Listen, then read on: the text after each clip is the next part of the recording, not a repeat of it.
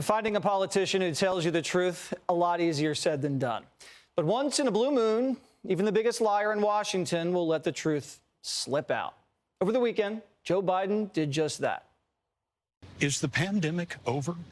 The pandemic is over. We still have a problem with COVID. We're still doing a lot of work on it. But the pandemic is over. If you notice, no one's wearing masks. Everybody seems to be in pretty good shape. And so I think it's changing. Oh, Joe, doesn't sound like you were supposed to say that. And as soon as he did, the White House rushed out to walk it back, saying the president's comments do not mark a change in policy toward the administration's handling of the virus. Biden's press team even had to work overtime to correct the record. Watch. The president said, and he was very clear in his 60 Minutes interview, that, COVID remains a problem and we're fighting it. Pretty sure he said it's over, but fine. He was so clear. It wasn't just the White House who tried to fix Biden's mess. Democrats all came out to say today what Biden really meant to say is that COVID's not actually over. Do you agree the pandemic is over, Madam Speaker? I believe that we need some more resources to be sure that it's over. The president's comment was that we have the ability to treat COVID, both in terms of testing and boosters, and so the panic of a pandemic is not present. I think what the president was trying to say is that the worst of the pandemic is over. Even late-night hosts, besides Gutfeld, couldn't believe Biden just told the truth. I was expecting the end of a 2.5-year nightmare to be announced on the floor of the Detroit Auto Show. Dr. Fauci was like, oh, God, it's 2020 all over again. Oh, my God.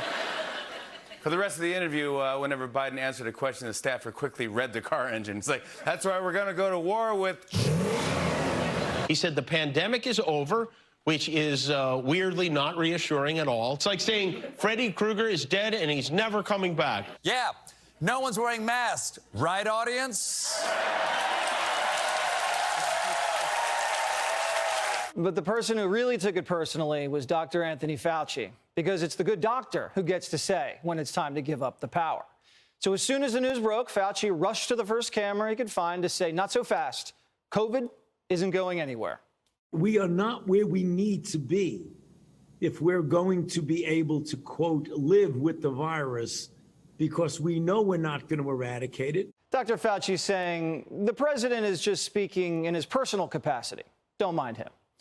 So what should we be doing? Wearing your double masks and letting the Democrats just dominate you over a permanent pandemic? Yep, pretty much. Doesn't sound like Biden's in charge here, does it? The president says one thing and the staffers, the Democrats, and the media, even Fauci, all come out and say another. They did the same thing when Biden said he was going to war with Russia and China, and now they're doing it when he said COVID's been crushed.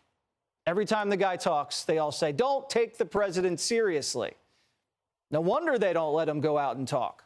I'm not supposed to be answering all these questions. I'm going to get in trouble with my staff. Yeah, go ahead, but I pretend that you didn't answer you. I'll take your questions, and as usual, folks, they gave me a list of the people I'm going to call on. Pakistan should not, and Afghanistan should be people. Oh, the Easter Bunny, easy, Mr. President.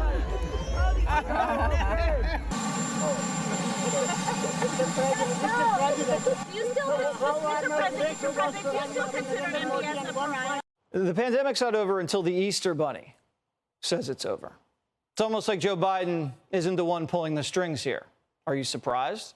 The Democrats, the media, and big business are all getting rich and powerful over the pandemic, and they aren't going to let the president of the United States stop that. Rand Paul's a Kentucky senator who joins me now. So why do they want to cling to this pandemic so thoroughly, Dr. Paul? Well, Jesse, this may come as a surprise to you, but I'm not sure that Joe Biden is fully in charge of the government or fully in charge of his wits, for that matter. But the thing is that the response to this has always been about submission and control of the individual. These are the people who truly believe in the nanny state, whether it's your business they want to be in charge of or your health care. and they can't give it up. I mean, look, if you have been to Florida anytime in the last 2 years, the pandemic was over 2 years ago in Florida. It's still going on in the minds of Democrats, but it hasn't been on the ground for a long time. And they finally have gotten to the point where they, they're for ridiculous things. I mean, they would have your pets in masks if they could. I mean, if you went to the Kentucky Derby, they would have the horses wearing masks if they could. But people are done with these folks, and I hope they're done for good and we don't ever do this again.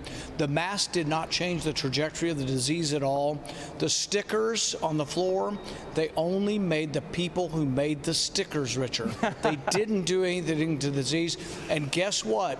If you watch a virus fly around with a really fine microscope, they will go around plexiglass. Who knew? Who knew that the virus could fly around the plexiglass? So, no, these people, I compare their science and Dr. Fauci's advice to 14th century doctors, the plague doctors, that were trying to stop. You remember the ones that wore the really funny nose and they put smelly resins inside the nose to try to scare away the virus? Yeah.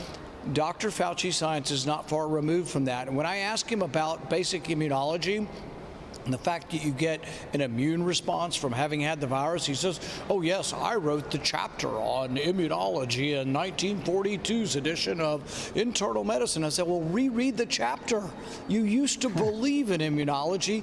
We showed him the clip from 2004 where he responds and says, if you've had the virus is as good as any vaccination or better. He used to believe that, and now he only wants us to submit. He wants to be in charge. If he can get one more hit on television, that's what he's looking for. Real quick, you're running against a guy in Kentucky who seems pretty desperate. He had a news ad released against you. What's the game plan, Senator? If people want to see what I'm up against and what a lot of us are up against, they can go to randpaul.com. But this is a guy who thinks that we should defund the police and have reparations for slavery. And I just don't think that's going to be very popular in Kentucky. Yeah, I would agree with that. Thank you so much, Senator Rand Paul, for joining Primetime. Hey, Sean Hannity here. Hey, click here to subscribe to Fox News YouTube page and catch our hottest interviews and most compelling analysis. You will not get it anywhere else.